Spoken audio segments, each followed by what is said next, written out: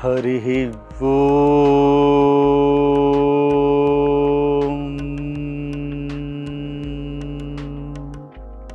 Welcome to my SQ series.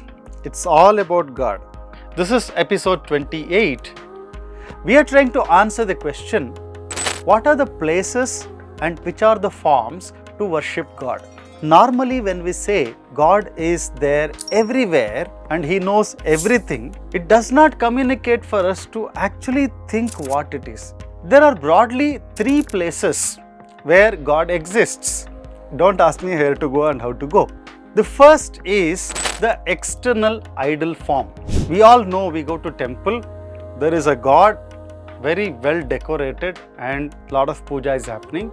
That is the visible God in the idol form. The second place is within us, within this human body the God exists. And the third and most important is He exists in this entire universe and beyond.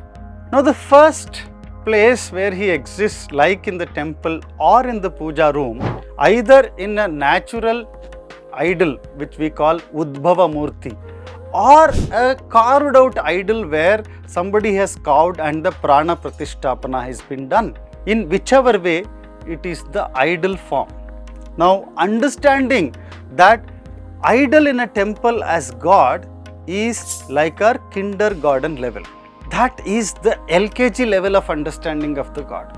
Doing all the daily puja, offering the naivedya, offering the scented flowers, tulsi, doing archana. When we do it with understanding that this is the God, then we move to the high school level. That how the God exists inside that idol and how He receives this puja from us, how does He receive this puja, that is the high school level.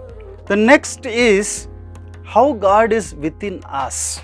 This body, I said, is called Pindanda. How God exists within us, within this body. The first understanding is, after realizing that Lord Vishnu is doing everything within us, and the same way He is doing everything within others.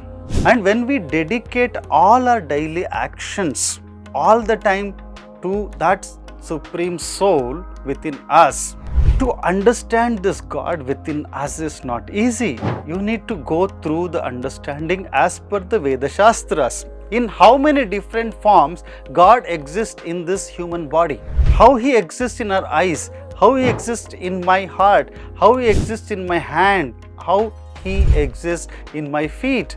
In my hand, His hand is there.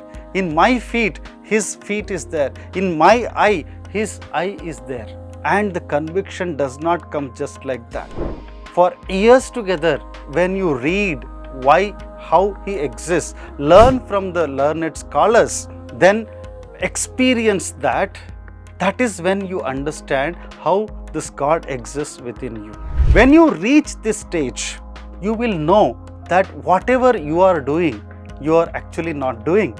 It is He who is inside you who is doing it. The Antaryami Bhagavanta. When you reach this stage, this is more or less the graduation level. So we have seen the idol worshipping, which is an LKG stage. Now understanding the God within our body, within this human body, is the second level. What about the third level? That is how He stays in this entire cosmos, in this entire universe, this Brahmanda. To understand this, we need to know two important things. The human body, the Pindanda, is a miniature form of the entire universe, which is Brahmanda. This is a microcosm and this universe is the cosmos. Whatever you see outside in the universe, there is a representation of the same inside our body also. So if you understand your body, how Bhagavanta exists inside my body, inside my mind, it is easy to understand how He exists in the universe. Because the cosmos, the universe, is an extension of our microcosm, this human body. So how does He actually exist in this entire universe, and in which forms, where He exists? This is very, very difficult to understand. This we can only read, but we cannot practice. It is difficult to practice in dhyana, which only the souls of the higher order, the devatas, they can do it, because they are present everywhere else also, and they have higher level of achievement about the Bhagavad Gnana, and they can do anusandhana, contemplation of Bhagavanta in the entire universe. The final stage is with the practice of the concepts as per the Vedic scriptures. When you do Shastra Abhyasa, when mind gets firm on God, and through the regular and daily sadhana, the God occupies your mind and only He stays and nothing else. And based on Lord Sri Hari's blessings, the blessing of the Almighty, two things will happen. The first is the Atma Sakshatkara, the self-realization. That we need to understand who we are. That is the first level. Experience, not just understand what we think, what we like, what we don't like. We need to understand, experience that pure bliss as a true nature of ourselves. So the first stage is Atma Sakshatkara, self-realization. The second stage is Bhagavad Sakshatkara, the God realization.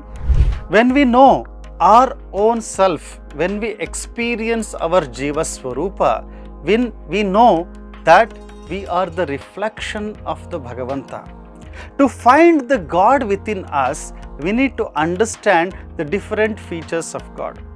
So the second stage is Bhagavad Sakshatkara, the God realization.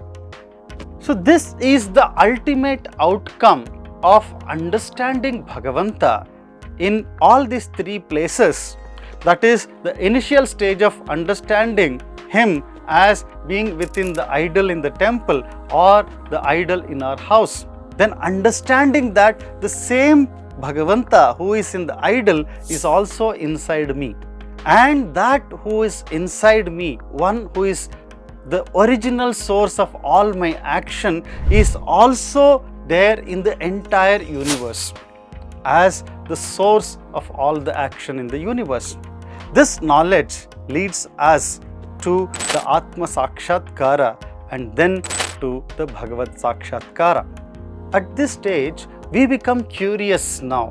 We want to understand more about this God. How to know that? Purusha Sukta explains how to experience this Bhagavanta within us.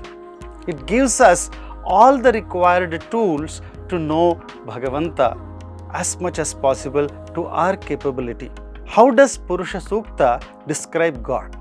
To know the answer, watch the next video. Naham karta, hari karta, tat puja karma chakhilam, harihi